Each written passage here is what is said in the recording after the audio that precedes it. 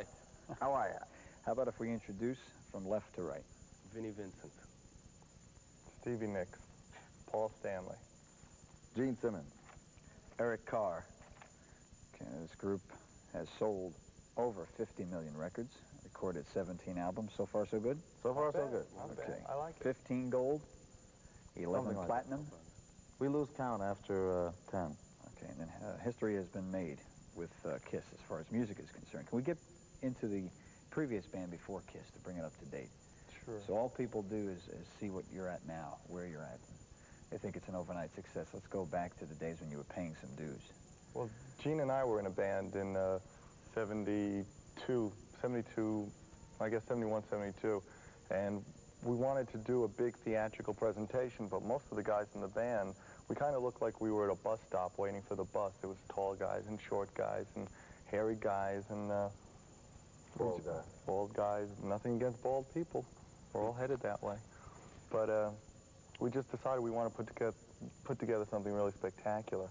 And I guess we had a record deal. And once we finished the album, we fired the band and went looking for new members. And we saw an ad in the paper that said drummer willing to do anything. That was in Brooklyn, right? That's right. And the drummer willing to do anything was Peter Criss. And we went to see him, and he was willing to do anything. He was playing in the King's Lounge in Brooklyn. In Brooklyn. Well, And, you and I are from the same neighborhood, Gene. Williamsburg. Yeah. And Except you used to chase me. I used to run. When I was No, I was one of little. the Now smart it's ones. my turn. You're from? I'm from Manhattan, all the way uptown, Inwood. Some people don't know about Inwood. It's like right before Riverdale, 211th Street, Broadway. You know, some people would know about it. Moving right along. It's like Outwood, only backwards. And the two new members. I'm actually from Connecticut, born in Connecticut. Bridgeport, Connecticut. Yeah, but Vinny's heart lies in Brooklyn. He can't be Italian and talk like this and not My heart lies. and come from Connecticut. No. Brooklyn, eh? And I got one in Brooklyn. Yeah, I'm a Brooklyn guy. I was born in Brooklyn, raised in Brooklyn, East New York, which, as you may know, is a very tough neighborhood. That's why I'm so tough. Backtrack a little bit. Where was the very, very first show that you put on? First show we put Probably on. in our living rooms when we were little kids for our parents and our uncles. Right. Right. I used to, go next door and lip sync, mimic records Professionally. professionally. We did a show at a place in Queens called Coventry. It was on Queens Boulevard. We didn't want to get lumped in with all the New York bands, all the glitter bands, so we went looking for our own club. So our first show was for the bartender in a bar. Nobody else showed up. With the makeup? Yeah, Kiss has always looked just like, Kiss From day one. that you put it together. Yeah. Yeah, basically, there's tapes of us playing a club on Long Island, and we were doing all the songs that were on the first and second album. That's never really changed. The very first reaction to where people started coming in droves, so to speak, to see what you were all about, what was that kind of reaction? I remember getting up on stage in Long Island. This was in Amityville, I suppose a couple blocks from where that ghost house was. And people are drinking. I remember just putting our guitars down in one of the sections of the song and running out into the audience and making people put their drinks down and forcing them to clap their hands. Once, there was a pregnant girl in the front of the little club, and I sat on her lap, and she wasn't quite there. Apparently, she'd had... Anyway, it wasn't a nice thing to do. I think the baby's okay now, but there was a point there where...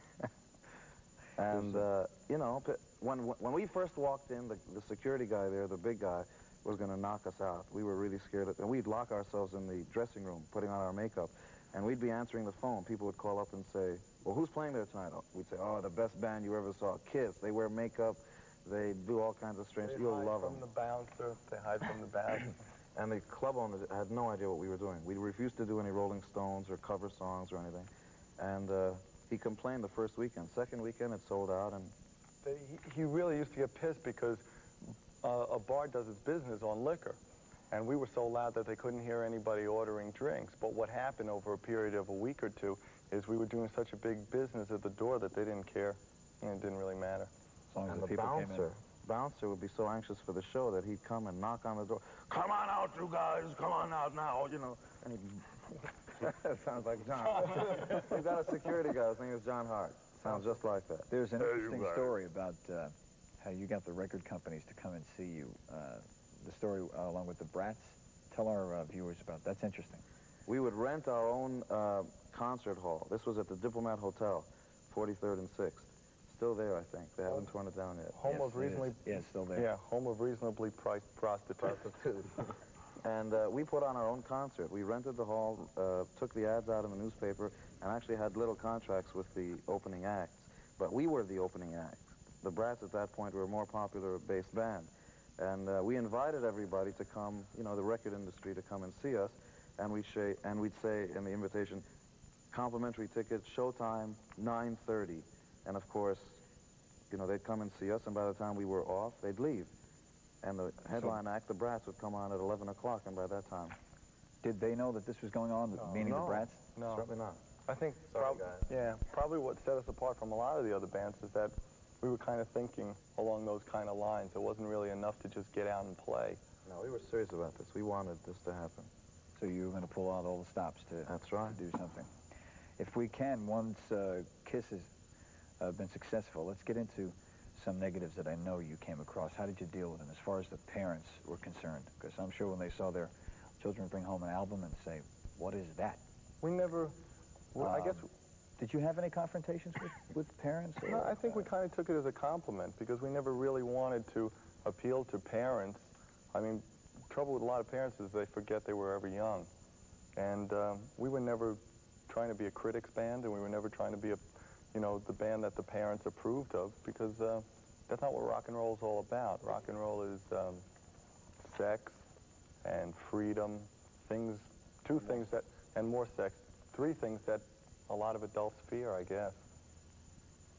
That's, in the beginning, though, it is true that we would go out and open up for acts from all the way from Savoy Brown to Manfred Mann, acts that were sort of on their last legs anyway. And we'd catch a lot of flack from, you know, Roberta would call up and say, hey, we get flack, you get it? But it wouldn't matter because even before our record came out, we would tour with these acts, and we'd have our logo on the stage and amps bigger than the headline act. And even once we went off the stage, our logo would be hanging above, you know, the stage. This was before anybody ever really started to do that sort of stuff. It wasn't considered in vogue to hang a sort of a Las Vegas sign above the band. That was a little too garish, but we didn't care about that stuff. We wanted to make an impression, and the logo would flash so bright that even when the other act was on, you'd still see KISS in front of your eyes.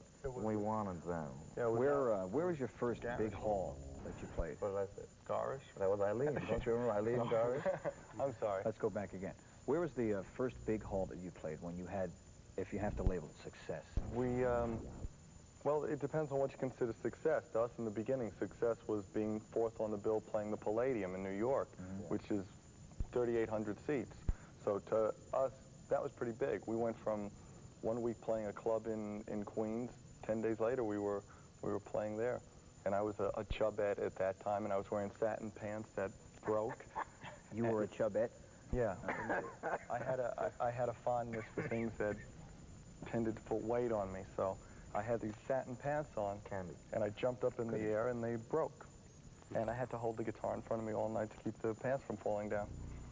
There's almost nothing that was uneventful in anything we did. The very first show we did at the Academy of Music, New Year's Eve, 73, 74, was the very first time I tried to fire breathe in front of an audience, in front of a large audience anyway. And all I remember was that at one point the audience went nuts, and then somebody came up and put a towel, I think, over my head. I just thought it was a fan. And a cane. And a cane. And pulled me off. And I didn't realize it at that time, but the right side of my hair had caught fire. And everybody thought, yeah, that's a great show. You're going to kill yourself for us, huh? Yeah, go ahead. How much preparation goes into one of your concerts? H, usually. The H usually leads to the preparation.